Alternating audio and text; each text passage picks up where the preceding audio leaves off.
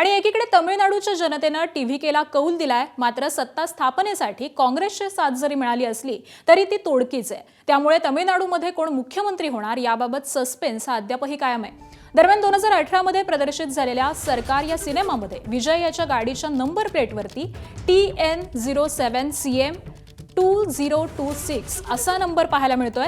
तर सिनेमा प्रदर्शित झालेला त्यावेळी या नंबर प्लेटकडे सहसा कोणाचं लक्ष गेलेलं नव्हतं, परंतु आता राजकीय विजयामुळे तो सीन पुन्हा एकदा चर्चेत आलेला आहे। अनेक चाहत्यांनी याला भविष्यवाणी म्हटलंय, तर अनेकांनी याला केवळ एक योगायोग म्हटलंय।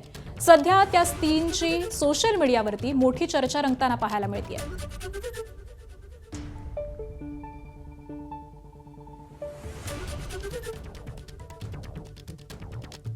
तर विजयचा सरकार हा सिनेमा आलेला होता, 2018 सालचा हा सिनेमा आहे आणि यावेळी या सिनेमामध्ये विजयची जी गाडी होती त्या गाडीच्या नंबर प्लेटवरून आता जोरदार अशी चर्चा रंगलेली आहे।